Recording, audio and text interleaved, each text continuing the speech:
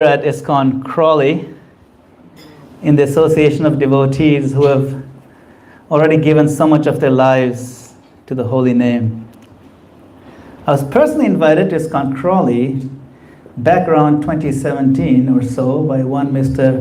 Mehul Parekh, Golokananda Prabhu. We became good friends as we were cooking together for our gurus in Sadhu Sangha in the US. I'm like, what is ISKCON Crawley? And he left. Prabhu, you left a very deep, positive impression on our hearts, just by being an ambassador of ISKCON Crawley. So I immediately looked up the center, of course, on the website. I was impressed by the beauty of the deities, the sincerity of the devotees, and the effort that all of you put into this program. And now my heart's wish is fulfilled. I'm here. And I can see why you are so excited about ISKCON Crawley. And that was almost 10 years ago.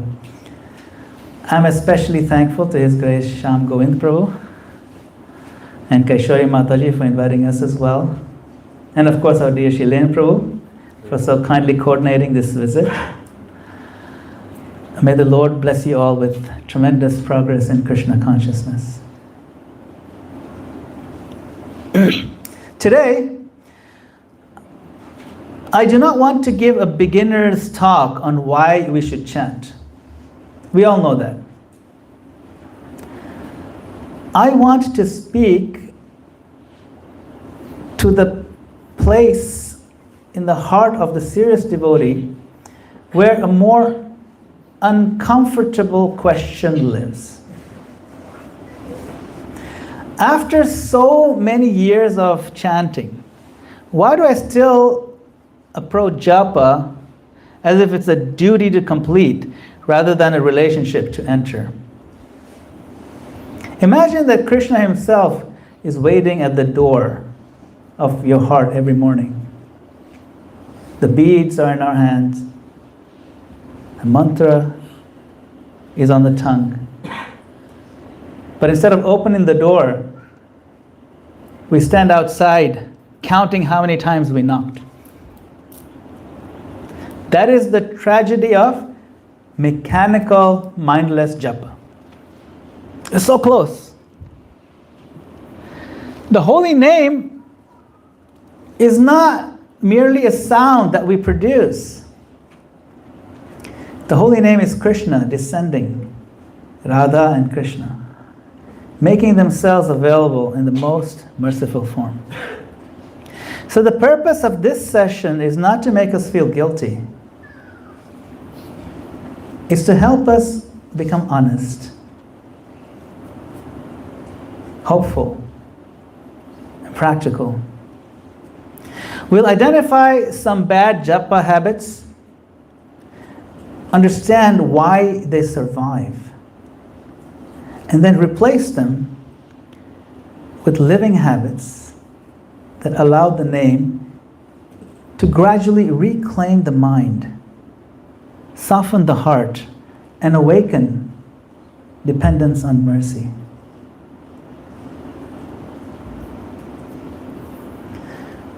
So let us begin with a painful truth. But let us hold it gently. Many of us have developed the ability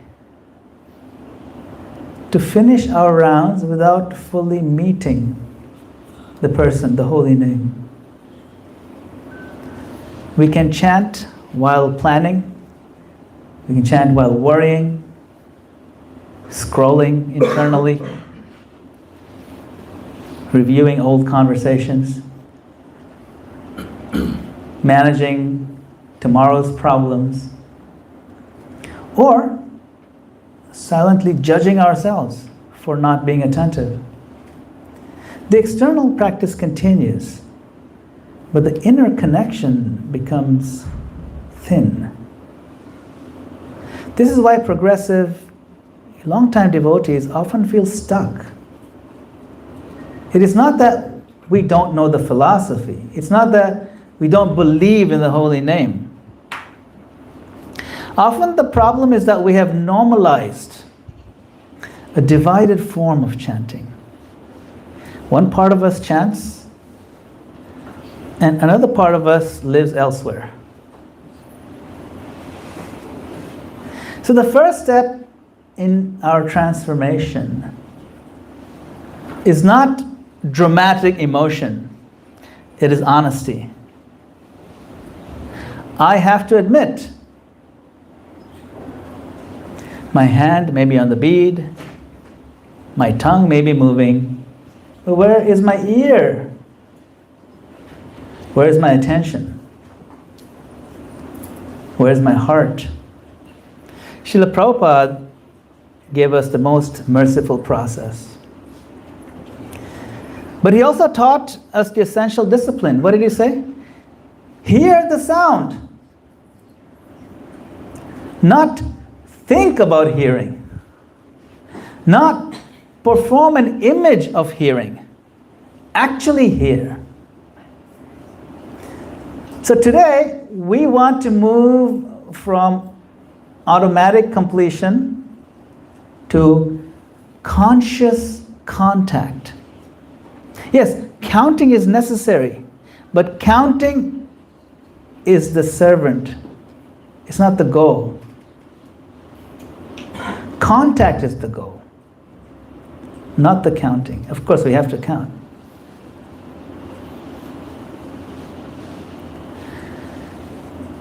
So bad japa habits are like vines around the beads. See these vines? If you look closely, you'll see them. After a while, it gets a little easier to see. They do not appear usually in one day. And they do not disappear simply because we're ashamed of them. In fact, shame often makes them stronger. A devotee thinks, I should be better than this. And because that thought is painful,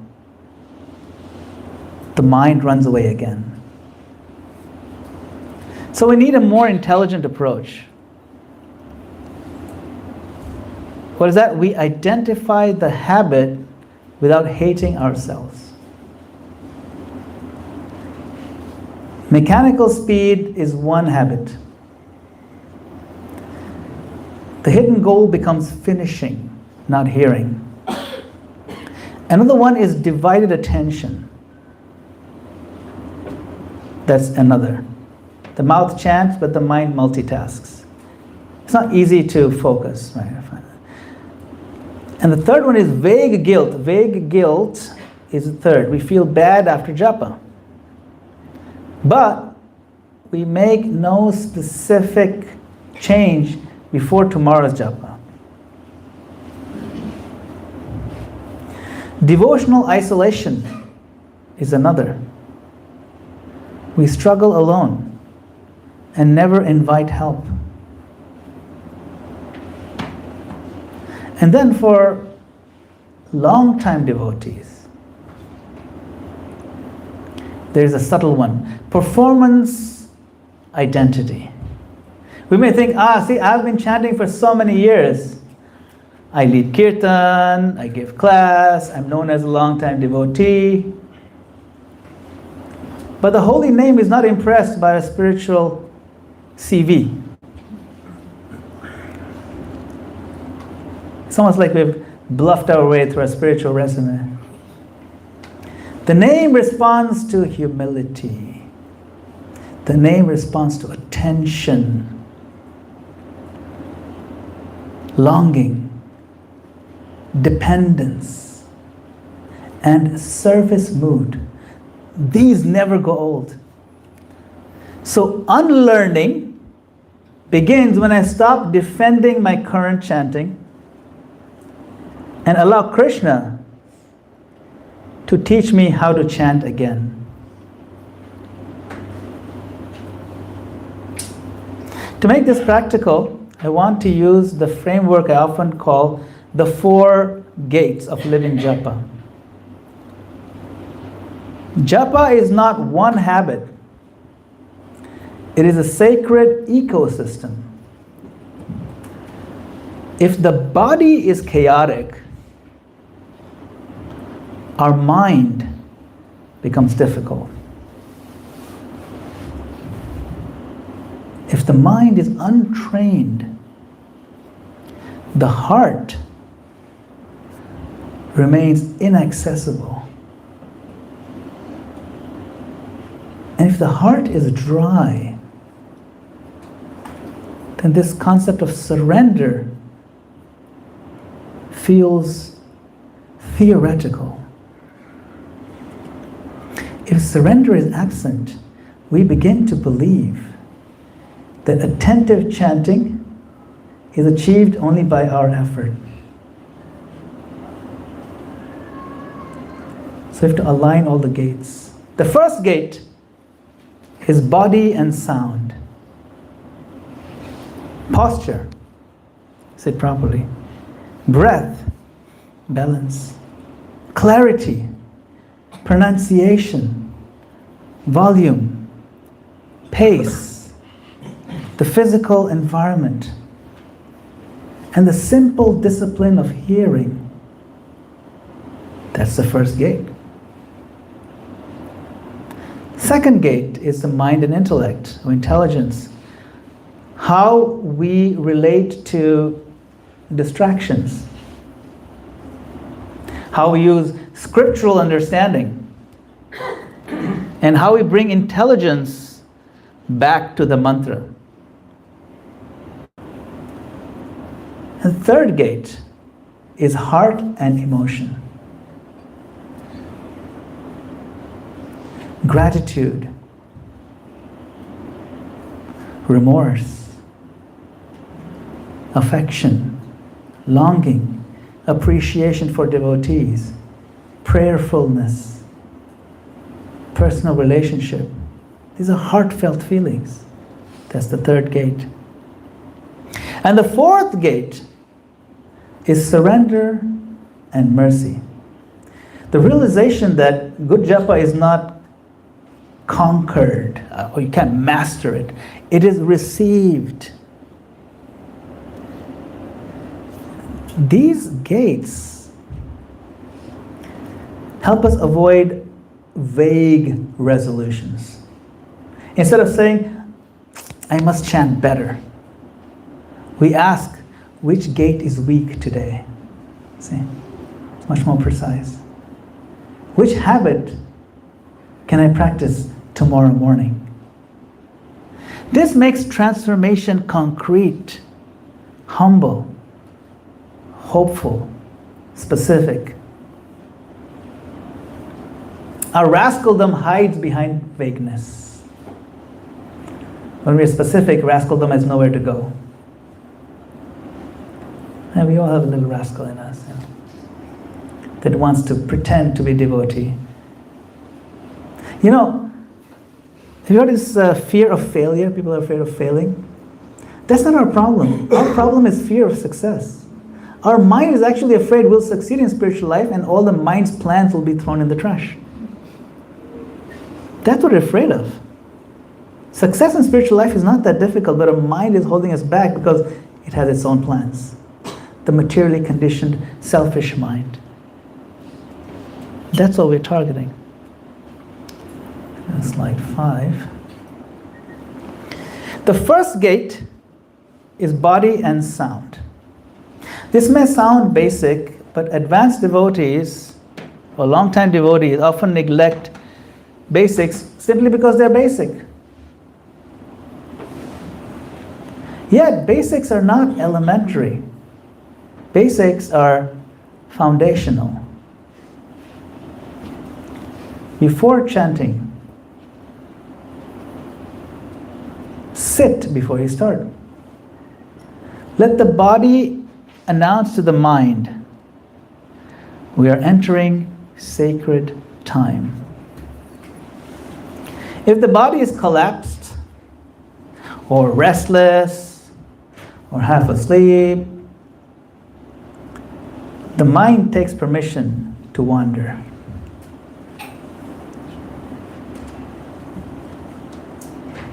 And body language is also language. It tells you something, it tells someone else something. Then choose a pace you can actually hear. Some devotees chant fast because they are inspired. Others chant fast because they are escaping. The test is simple. Can I hear each mantra? Open the mouth enough so the mantra has dignity. Mantra needs dignity also. The holy name should not be treated like a private mumble we're trying to get through. Then use a practical anchor. This is what I use. On every bead, give special attention to the first Hare. Hare Krishna, Krishna Krishna, Hare Hare, Hare Rama, Rama Rama, Hare Hare. Hare Krishna, Krishna Krishna, Hare Hare, Hare Rama, Rama Rama, Hare Hare.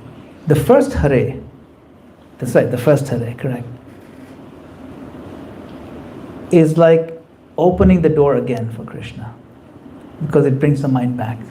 See? When you drift, don't create a second distraction by becoming dramatic. Oh, why did you drift? No, that's another distraction now. Just return. That's it. Simply return. Don't make more drama than needs to be. The habit that we want to develop is not never drifting. The habit we want to develop is returning quickly, quietly, gently, and repeatedly. That is living japa. Because every act of returning your mind back to that first Hare is an act of bhakti. It's like offering a flower to Krishna. Oh, I wondered, sorry. Coming back, Hare Krishna. This is a flower unto you, my Lord. That's it.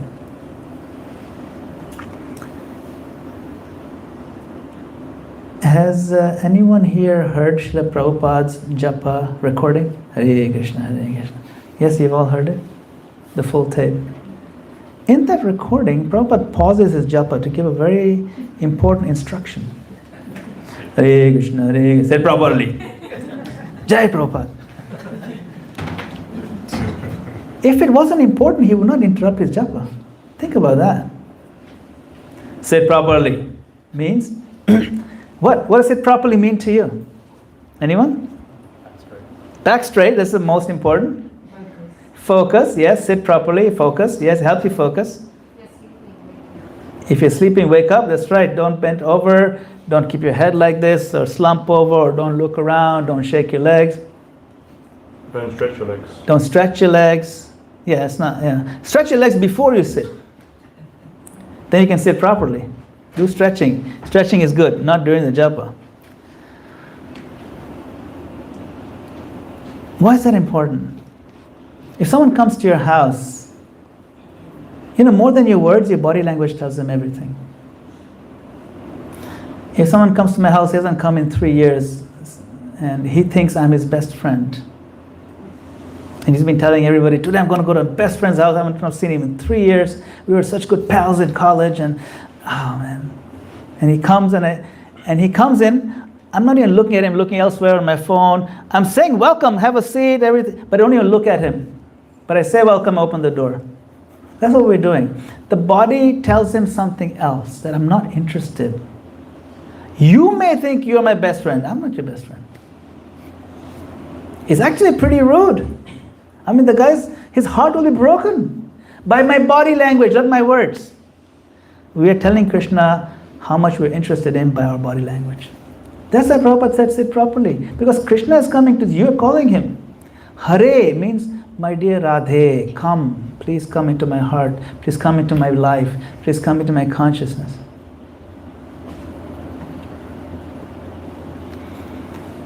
So, sit properly is very important.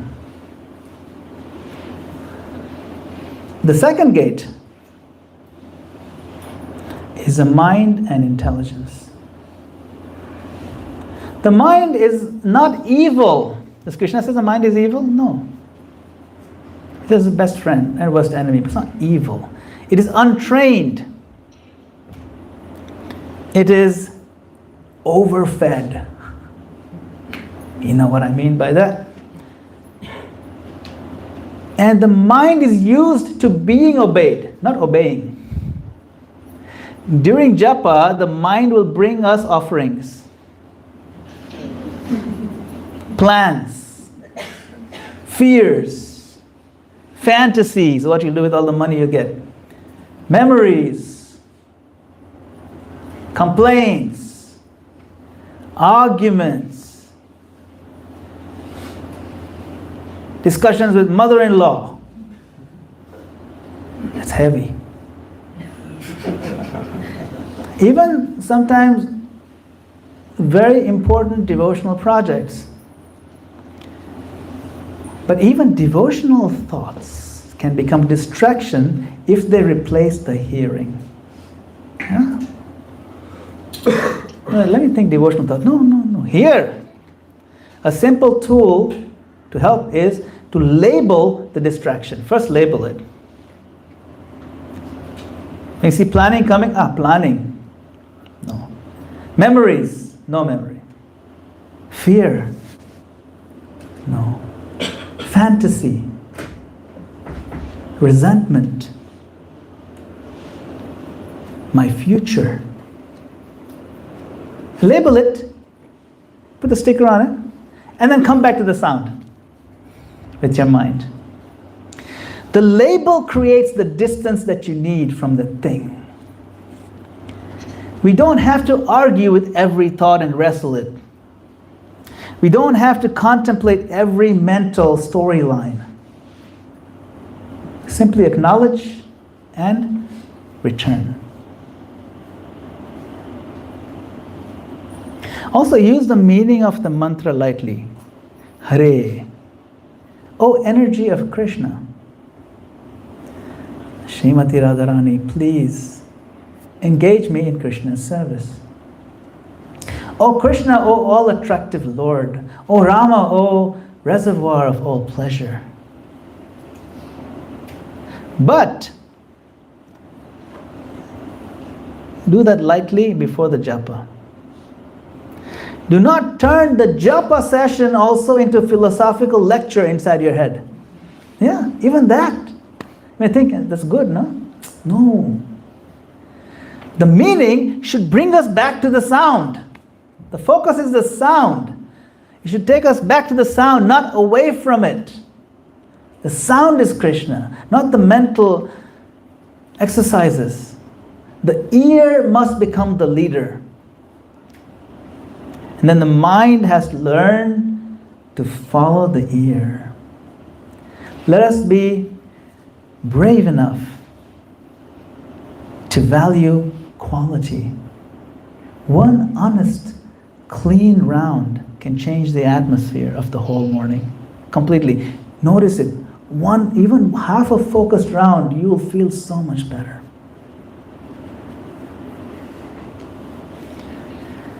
The third gate is the heart.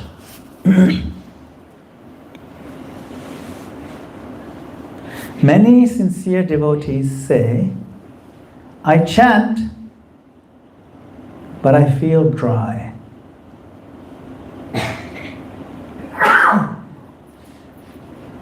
Dryness is not failure. Dryness is information, is feedback. It tells us that the heart has not yet been invited into the practice. Before japa, take 1 minute for gratitude. Not general gratitude, but specific gratitude. Krishna, thank you that I have beads.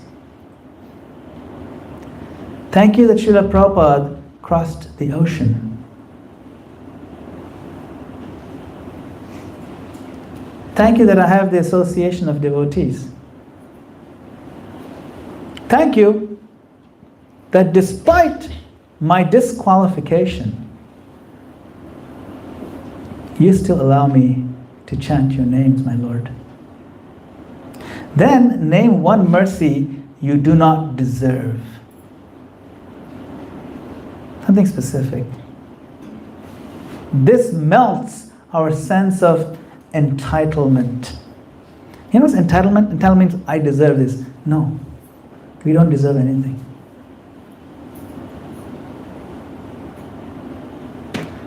Then admit one place where you need rescue.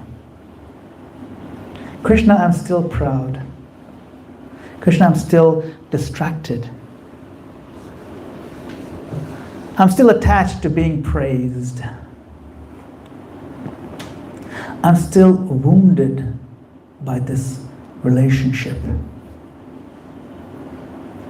Please let your name enter there.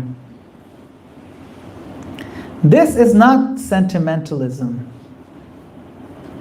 This is devotional honesty. See, this is the heart. The holy name is not merely a technique for attention. The holy name is the shelter of our heart. Chant as a child calling, not a professional performing. When we bring genuine gratitude, even remorse, sense of longing and affection, then the mantra gradually moves from the lips to the heart. That was the third gate. Anybody remember the fourth gate? Surrender and mercy. That's right, surrender and mercy. The fourth gate is surrender and mercy. This is where advanced devotees must become beginners again. We make effort, but we do not own the result.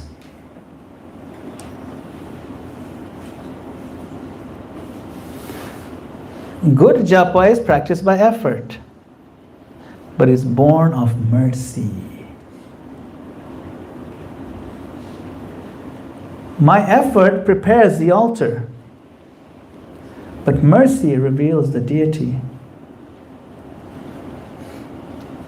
This gate is important. It's what I call disciplined helplessness.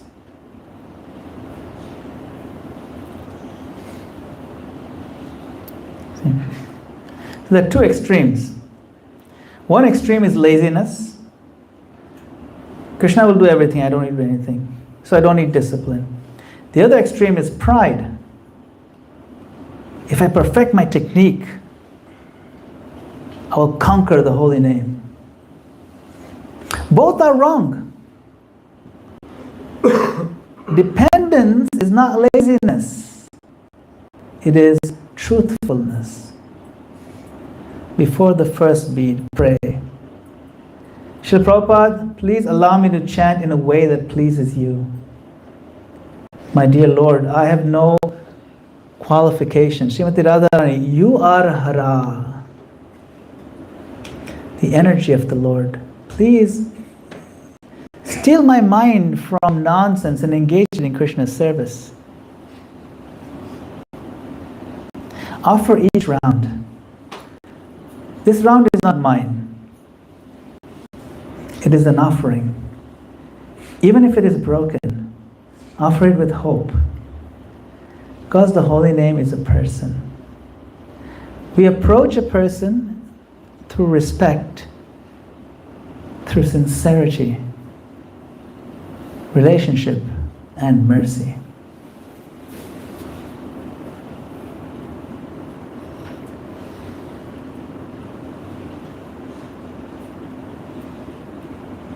Now we turn from principles to real life, practical life. A bad habit says what? I chant when life allows me to chant. A good habit says, I arrange my life around the holy name. It's different. For most householders and temple leaders and parents and working devotees. Life is genuinely demanding. So this is not about imitation or guilt. It's about protection. Protect the first serious japa window of the day. Protect it fiercely.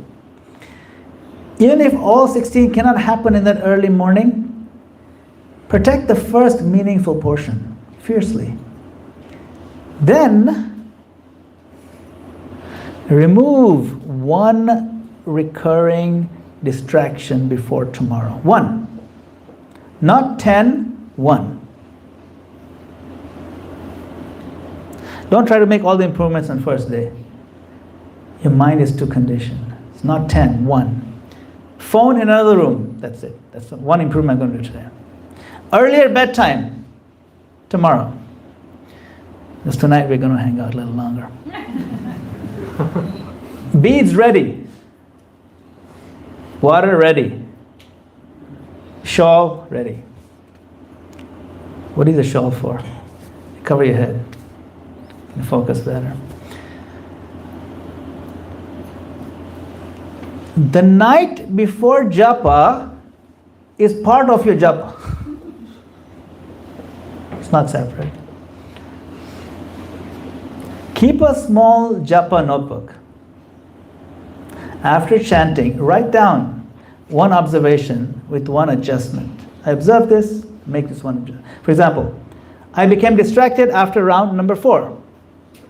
Adjustment, tomorrow I will stand and chant round number 5 aloud. Observation, I rushed the last 3 rounds. Adjustment, I will start 15 minutes earlier.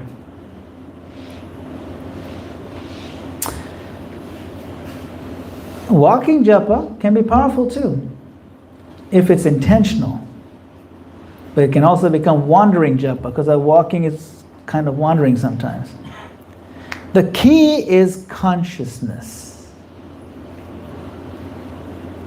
And of course, one strong rule is don't mix japa with phone or inbox or social media. The phone trains the mind to fragment. Japa trains the mind to gather and focus. It's opposite. They cannot both lead. It's one or the other.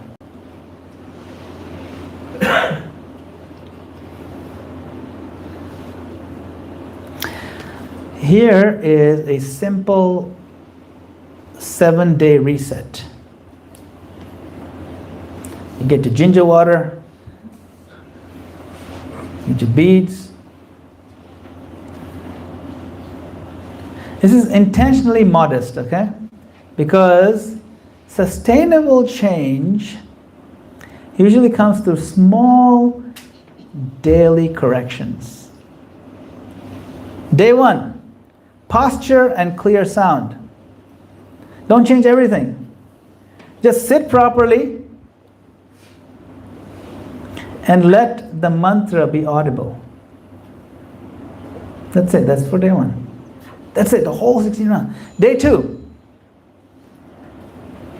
Learn to use the first Hare in the anchor, as an anchor. First Hare. Help it bring the mind. Every bead begins again. Your whole round is not a blur. Every bead is a unique, discrete offering. Ahuti in the yajna.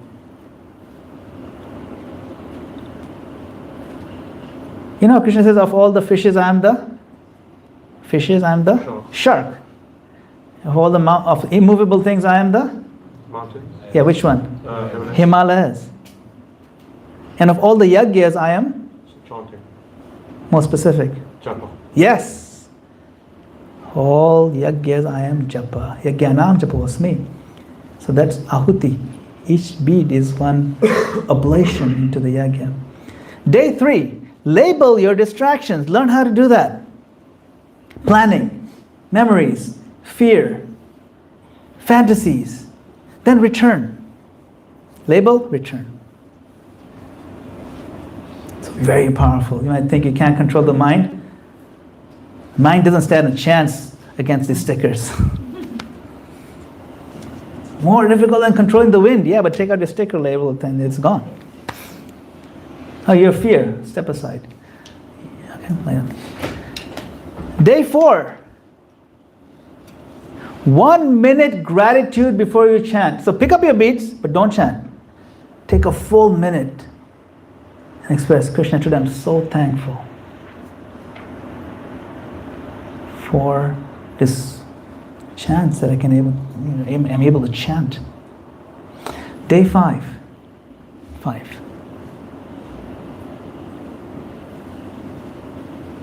Prayer before bead 1. Prayer is different from gratitude. Pray to the Lord, please accept me, my Lord. Ask Him something specific. Don't wait until you fail to ask for help. Day 6. 1 clean round. Are we there? Okay, good. 1 clean round. Choose 1 round where the goal is to hear. If distraction comes, return. Not 16. 1 clean round. This one is going to be super clean. Golden round. Then you can make it 2 golden rounds after a few weeks. You don't overwhelm yourself with too many things. You'll never do any of them then. After learning all these things, you'll say none of them work because you tried all of them at the same time. Do a little bit at a time and feel the strength, okay? Don't do weight training and lift the heaviest thing first. Day 7. Review and recommit. Ask, which of these things helped really? What pattern is clear? What one habit will I carry forward and make it like a knee-jerk reaction, a muscle memory? This is how a new devotional identity forms, and you'll never settle for poor quality japa again. Not by grand declarations, but by repeated sacred choices. Don't try to become a perfect chanter tomorrow, but become a more honest chanter tomorrow. Perfectionism often comes just as another ego project.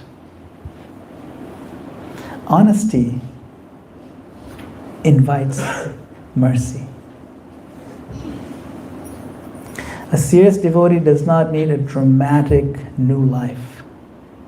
Often what we need is small, protected, repeated opening through which the holy name can enter more deeply.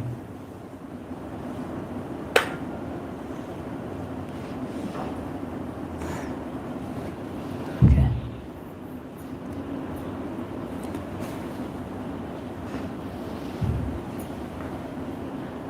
Good japa is personal, but it's not meant to be isolated. You are fortunate here, you have a community. That's something to be grateful for. That's another thing you should be grateful for is ISKCON Crawley. You have an ISKCON community here. The holy name flourishes in a culture of shared aspiration. We need association not only for philosophy and service, no, but also for the private struggle of attention.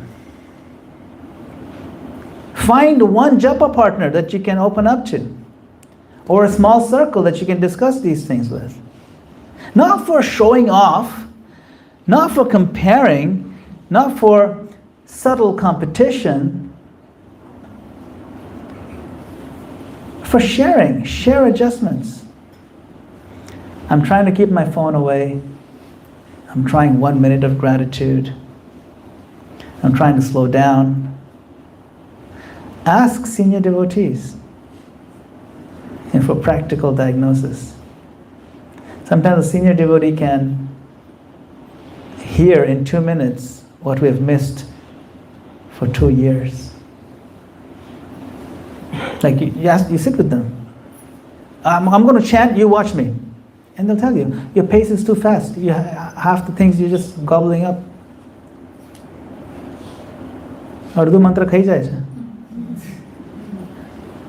Half the things you're gobbling up. Or you're chanting too softly. Or you're tired because you sleep too late. And someone who knows you can tell you you're carrying unresolved resentment into your own japa. Or you're trying to control the mind without softening your heart. You can see how complex the whole thing is, isn't it? Also, celebrate the right things. Not merely speed, not merely image. Celebrate attention. Today I could give attention. It's a party.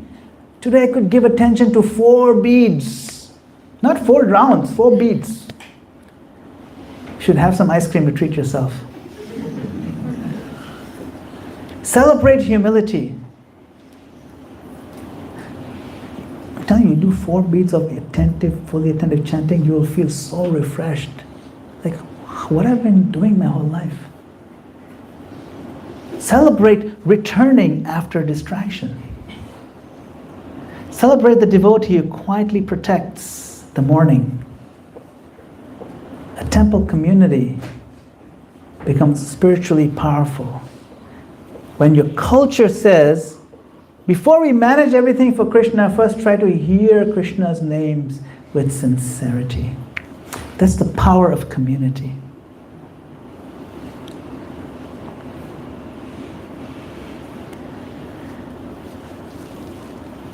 I want to end with gratitude.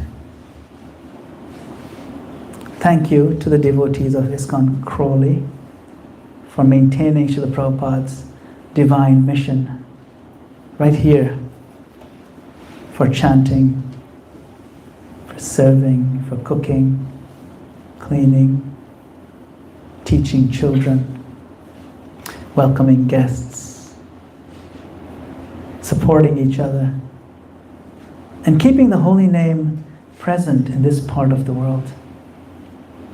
Thank you to Srila Prabhupada, who did not give us vague spirituality. He placed the beads in our hands, the Mahamantra on our tongues, and a daily appointment with Krishna in our lives.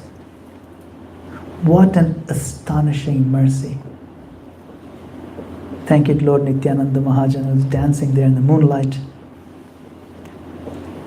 How he endlessly gives us inspiration to chant the name of Gauranga, to chant the name of Krishna. We may have chanted imperfectly for years, but the holy name has not rejected us. Every morning the name returns to our tongue. Every bead is Krishna saying, what? Come back once more. So let us not leave this class with a sense of guilt. Let's leave with the sankalpa. Sankalpa. Sankalpa means a promise to ourselves. I will not merely finish my rounds. I will seek shelter of the holy name. I will sit a little more consciously. I will hear a little more carefully. I'll return a little more quickly. I will pray a little more honestly. And when I fail, I will not run away in shame. I'll come back to the bead. I'll come back to the sound. Come back to Srila Prabhupada's mercy. Come back to Radha and Krishna. So may the holy name become our refuge, our teacher, our purifier, our companion, and finally, our home. Thank you very much for your valuable time and your kind attention. Hare Krishna. Srila Prabhupada ki. Hari Bol. If anyone has any questions or comments or something, yes, please, go ahead. Hare Krishna, Prabhu. Thank you for the class and thank you for coming, for driving 5 hours to go to Crawley. So my question is, sometimes when we have made offenses to others, it severely impacts our spiritual life, and it can have quite a bad impact on our japa as well. How can we be free from the offenses when we don't know who we have offended or how we've offended them?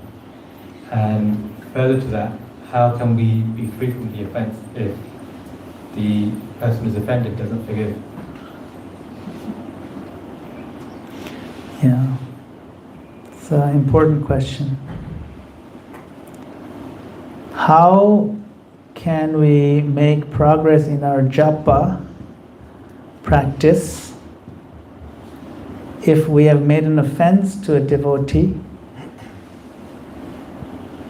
and in particular if the devotee has not forgiven us?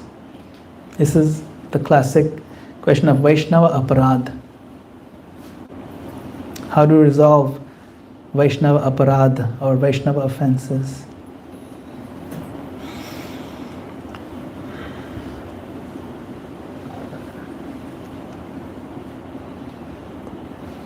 What is the analogy that's given for Vaishnava aparad? Yes. Mad elephant. Mad elephant.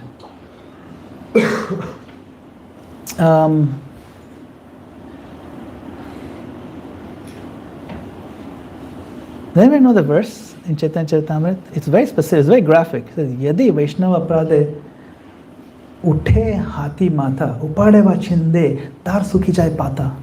That's the actual verse in Chaitanya Charitamrita. That if upon performing or committing an offense to a devotee, the mad elephant comes up. Upadeva chinde, tar sukhi jai pata. The elephant uproots the delicate creeper of our devotional life, stamps on it. Upade, uproots. Chinde,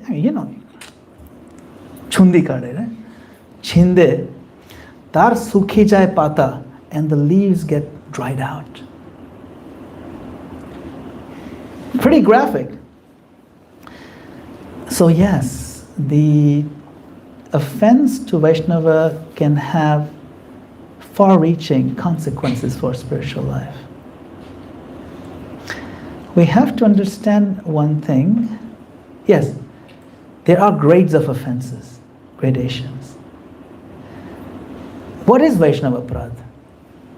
If I'm holding a pot of soup and I'm running and then I step on your foot by mistake and I forgot to tell you sorry. It's sort of an offense, not really, But if for 2 years you keep remembering, don't talk to me because of that, and I'm wondering what happened to him, Yes, I'm partly at fault because I should have been more careful, I should have at least, but I didn't even realize it, I thought it's not a big deal. It's a minor offense. A real offense is when it sprouts from a place of deep envy and malicious intent. That's the kind of what we call mad elephant offense. Not that, when I brushed against you in the crowd or dancing and stepped on your toe. I should still apologize. It's still somewhat offensive. It's not all offenses at the same level. Something to keep in mind, so you're not completely freaking out about all the different offenses, right? If we do find that we have malicious intent in our heart, that needs to be valued right away. Otherwise, there's no hope for us. You see? Second, when we offer obeisances in the morning, right? What do we say? To all the devotees. And we should make a sankalpa in our mind that all the devotees, past, present, and future, let me offer obeisances to all of them. And I pray to the Lord to, if they If I've made any offenses, inspire them to forgive me and purify my own attention. So we have to make sure, if we know we have committed an offense, we should ask forgiveness genuinely, sincerely, honestly, with a full good faith attempt to correct and never do that again as far as possible. If we have done that part, then it is the devotee has to forgive you. And if he or she doesn't forgive, then you've done your part and you remain humble. Ambarish Maharaj's story, Ambarish Maharaj immediately forgave, no matter how severe that was. That's the nature of devotees. So we should be quick to forgive us, if somebody does something to us, and pray that we are forgiven also. And we should make our full. So that's the whole different thing, but it's related to this for sure. I'm not saying so. It's very much related because it affects our chanting. Bhaktivinoda Thakur says, Bhakti Bhakti Dure Kotha. This whole Bhakti you're doing is a very distant goal. First, escape from offenses. First priority. In other words, what does that mean to escape from offenses? It means to escape from a mentality that breeds offenses. A sense of habits of gossiping, criticizing. And this gossip is allowed. Small cracks of allowable tiny offenses that we normalize will become gateway drugs to much heavier, severely offensive mindset. Now it takes the one or two persons to lead the charge in that, and the entire pot becomes poisoned. So it's important for all of us as a community, especially as leaders, to keep a watchful eye out on things like unacceptable gossip and patterns, because that leads to offenses, and it creates a community where it becomes intolerable and you have nowhere else to go because there's no other devotees in Crawley. So it's important for us. It's a good point. It's related to quality of chanting, quality of our community and our devotional service. So we should be on guard for our own offenses, especially offensive trends and mentalities. That's really what matters. Minor things are the things we have to watch out for. And we should train ourselves in Vaishnava etiquette. We should make sure that we learn Vaishnava etiquette, and the standard courses on that. There's a whole website called VaishnavaEtiquette.com put together by Bhakti Charan Maharaj. You can just look it up. It's a whole encyclopedia of Vaishnava etiquette. Teach a course with everybody again and again. This way, things that we think are okay turns out to be not okay. And okay, thank God I know. So education, understanding if somebody made a mistake, it's okay. Give them lots of love and care and affection. Don't be judgmental. That's a few things I can offer, Prabhu. Yes? Hare Krishna. All right, anybody else have any questions on Japa or something? Yes, young devotee back there. What's your name? Jayan. Sorry? Jayan. Jayan. When I do Japa, I do it in my head, and not out loud, because my throat gets sore and it makes me lose focus. Yeah, I should see somebody about that. Is that a good or bad thing? Yeah. Good question, Jayan. Chanting is supposed to be done softly, gently, gently enough that you're not hurting your throat. Also find out what's going on in there. In other words, show it to someone. Like when I'm speaking regular stuff, my throat doesn't hurt. When I'm chanting, it hurts. So there's something worth looking into. Maybe not drinking water or something. So, there's a few things you can try, because what you want to do in Krishna consciousness, you only have one thing to do in Krishna consciousness. You have to prove to Krishna you're interested in Krishna. That's all. That's all we have to prove to Krishna. That Krishna, my Lord, I'm interested in you. How am I interested? Well, there's different ways. Like, will you do everything in your power to find out what's going on with your throat? You do everything in your power to chant better. We know we should chant not just in the head, we should chant with the voice. It's okay to chant gently. Don't be harsh on your throat. If I chanted very harshly, my throat would hurt as well. And sometimes the throat is genuinely hurting, like sometimes I have a sore throat and I've lost my voice. You can whisper around, Hare Krishna, Hare Krishna, Krishna. if you have a sore throat. The important part is hearing. You cannot hear what's in your head. The ear has to be involved. You have to figure out how to make that work. You pray to the Lord that, my Lord, I am interested. You please help me. And so then these kind of things will resolve themselves. And as you grow up, sometimes we tend to grow out of things. Like I used to, when I was young, your age, I used to have very severe asthma, like breathing problems when I was your age. But I grew out of it.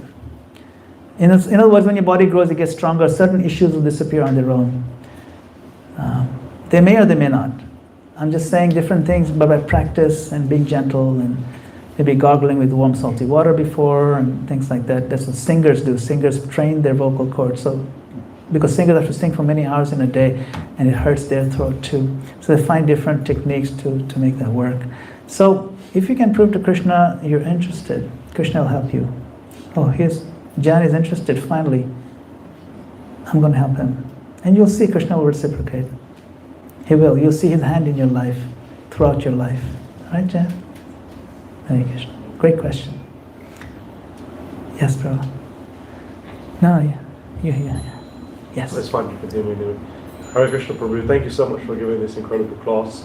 I heard a few devotees say that they actually keep a notebook next to them, because when you said you label some ideas, yes.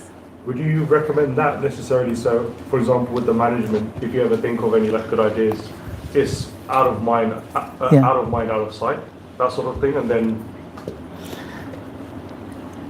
Yes, highly recommend it to make a note, because otherwise what happens, your mind will not let you go. Like, oh, if I let this go, I might forget it. Like, it's a good idea. Like yesterday, I was in an argument with a devotee, and I just figured out what to tell him so that he feels really bad. But if I don't think about it, keep thinking about it, I'll forget it. Let me write it down. When you write it down, oh, this actually, I shouldn't say this. Oh, forget it. You scratch it out. You process it. Or something good. And that's the bad thing. But 3 kilograms of potatoes today. Let me write it down. I need 3 kilograms of potatoes. I might forget. So write it down. For sure. And then your mind has peace. This is a very useful thing. I do it too, by the way. I take a break. I'll tell you something.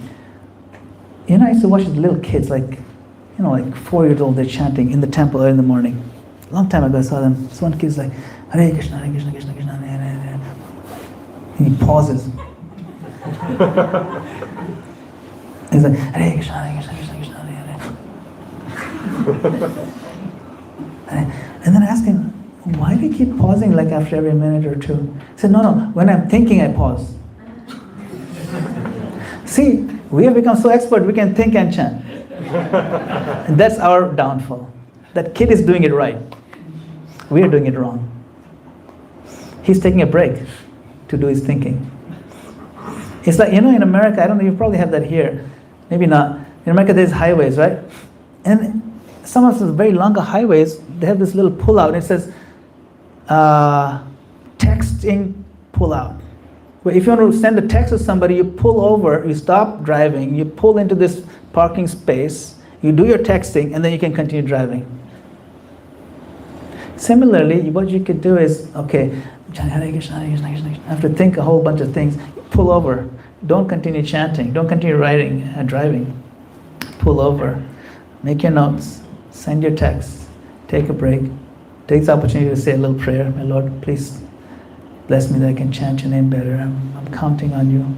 I know my whole life I've not really shown much interest in you. Probably most of my previous lives as well, but now I'm really serious. It's very powerful. Take a break. Write it down. Excellent suggestion. Thank you.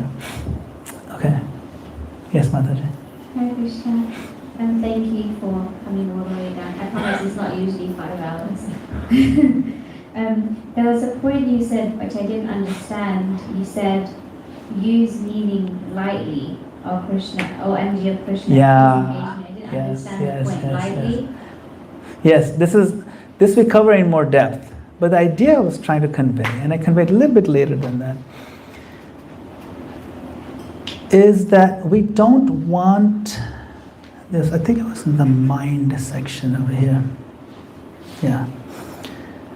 Is that we don't want to turn our japa into a philosophical lecture, class. I say use lightly means quickly remind yourself Krishna is here. That's a light reminder.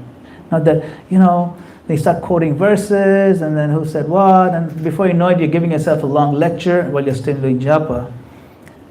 But then you have derailed your own focus on the sound. Krishna is personally here. Imagine Krishna walks into this door and he's smiling, radiant, with his flute in his hand. And then you are now, instead of bowing down to him and having a conversation, you're closing your eyes and saying, quoting Shastra, Vadanti tat tattva vidas, there's three, aspects of the absolute truth, impersonal, and he's right here, he's asking for a barfi, okay? Right? And you understand what I'm saying? The opportunity that Krishna is present in his sound is so valuable, and you have to embrace that sound because he's Krishna himself. Yes, we should train our intelligence prior to the fact so we know what we're doing when we chant. We should know that Krishna is his name.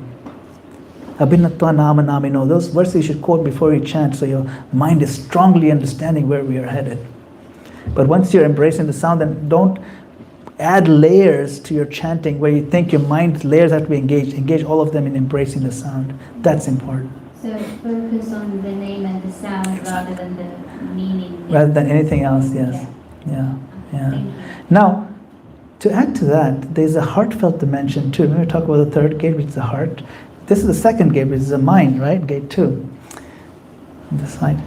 The heart is where before you chant, you get into a mood because you're always in a mood. Everybody's always in some mood, right? I'm in peaceful mood, I'm angry mood, I'm loving mood, I'm feeling fearful. These are different moods. We're always in some mood or another. Even when you're chanting. Even when you're chanting with focus on sound, the mood will prevail your consciousness, emotional space. The emotional space, the brain space, right? So your mind intellect has embraced the sound, but the emotion is still ringing about what mother-in-law told you 2 years ago. Right? Like, I can never forget that. So we have to shift the mood. That's where this gate 3 comes in, where we say, first you say a prayer of gratitude. That shifts your mood and changes the color of the light in the room of your heart. Change the color to gratitude. Or even to remorse. Remorse is a good one. It's a mood. You see, our acharyas teach us that in their bhajans. So many of their bhajans are remorseful. My Lord, I wasted my life. Hari Hari Bifela Janama Gavayu. Manusha Janama Paya. Radha Krishna Na Bhujya. Janiya Shunya Vishkaya. I wasted my whole life. I got this human form of life. It's a remorseful mood. You carry that mood with chanting, then you chant. It's powerful. But it's not a philosophical wrestling match.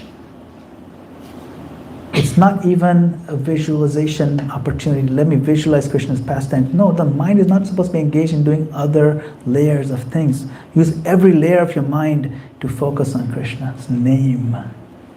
That shows you're interested. It shows you understand he's here. Exclusivity, nothing else. Only Krishna. When Krishna is here, focus on that. Huh? Yes, Prabhu. Thank you so much, Prabhu. It's just so wonderful. I feel like closing down the M25 so you can't go back and stay there for a few more days. That was genuinely so nice. I'm sure everyone else feels like that. And this might be a stupid question, but I'll ask it anyway. Has it always been, these reflections that you've had, has it always been like this for you, or was there a particular turning point where the penny dropped that I need to change something? Because I guess for many people that may have had bad chanting habits for many years, it can be quite a difficult prospect to change something that people have been doing for so many years. So could you share if there was a particular point where you had that realization, if that was the case? Yeah. I think it's a good question. So, it's several points in my life where quite a few pennies have dropped. But I have to credit a big chunk of it to reading the books of my spiritual master, His Holiness Satsurga Swami Maharaj.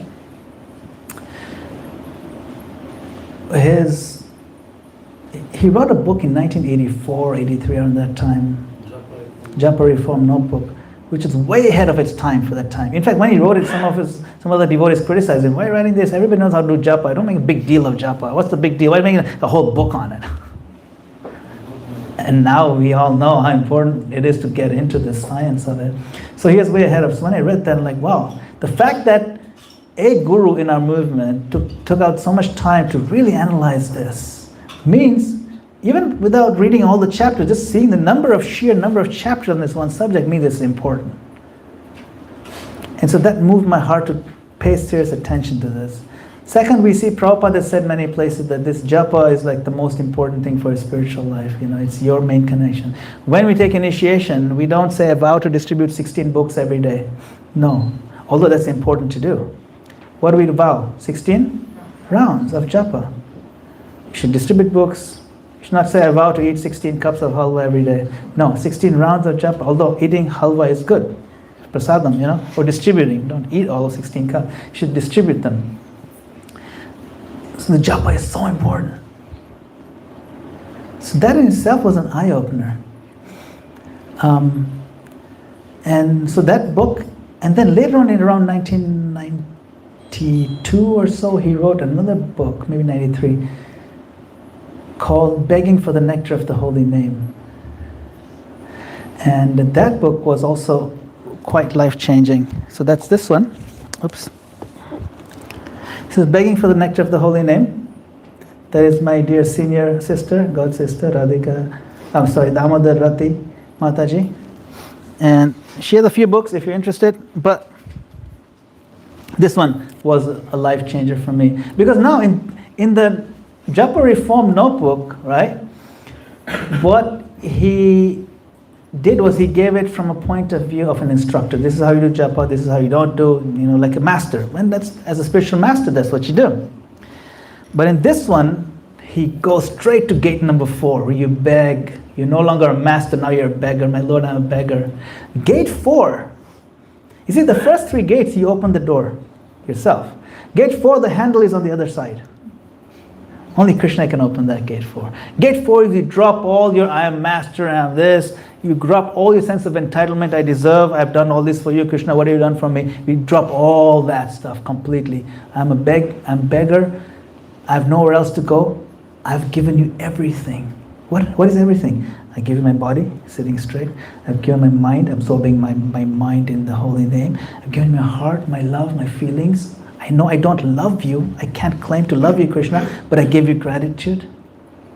That's the closest thing to love that I can honestly give you. You see, be honest. So when you've honestly given everything to Krishna, he responds in like. We cannot knock on gate 4 without going through giving him everything. We don't deserve to even knock on it. We can't even reach it. See, they're sequential. So when I learned about this 4 gates framework, now the true turning point, dramatic turning point in my life came in 2008 when I attended a seminar, an 8-day japa retreat by His Holiness Sachinandan Swami Maharaj, who is a Guru Maharaj of my dear wife. And he focused 2 whole days on each of the 4 gates. 2 whole days, like you start at 4 in the morning till 10 at night. Nothing else. And it was held in a retreat center where there's no cell signal and no Wi-Fi. Nothing. You have a phone, it's useless. It's amazing. The first 2 days, just sit up straight. That's it. Learn to sit up straight and chant with clarity. We did some stretching exercises so you can learn to sit up straight. It's amazing. And then the next 2 days, we had separate days set aside to do 64 rounds to apply the gate. You can imagine the impact it has. So when I came back home, it was so transformative. Like japa, before that, japa was something that came in the middle of way of my work and my day. After the really focusing on that retreat and everything, the day is something that came in the way of my japa. It changes everything. It gives you, it reprioritizes everything. So that's the big penny that dropped, And when I came back from the retreat, my wife couldn't recognize my face. Like, what happened to you? who did this to you? I need to talk to him. And then she ended up getting initiation from him. I need to go to Europe and find this Maharaj. She flew to Europe, literally. You know? So my point is that when you have someone, or when you have the penny drops, you're right. It's a good, like reading something like this, or really taking it seriously. Like really take it seriously. Put aside everything else. Nothing else matters. Bhaktivinoda Thakur said, in the 14 worlds, there's nothing else to be had than the holy name. It's not worth bothering our bandwidth. Yeah, we do a little bit of bandwidth to keep our body alive, to keep some dignity in society, get your kids in the right schools, all that. Yeah, do all that. That's not the main thing. The main thing is this.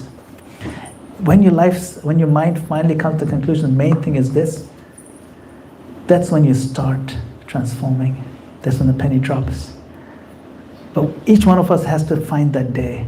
We have to make it happen. It could be tomorrow. It could be tomorrow tomorrow morning. Apply even one or two of these principles, and you see a difference, then you apply the rest of them, do the whole 7-day reset. You can watch this video on our YouTube, right? YouTube, right? Yeah, just watch it on YouTube. You can read the transcript on it. Copy paste the transcript, put it into AI, give me a summary of this thing. You can do so much these days, it's not a big deal, right? But apply it in your life is what I'm saying. That's when your penny will drop as well. Okay? Hare Krishna. All right, I think we've gone quite a bit over time. Thank you all once again.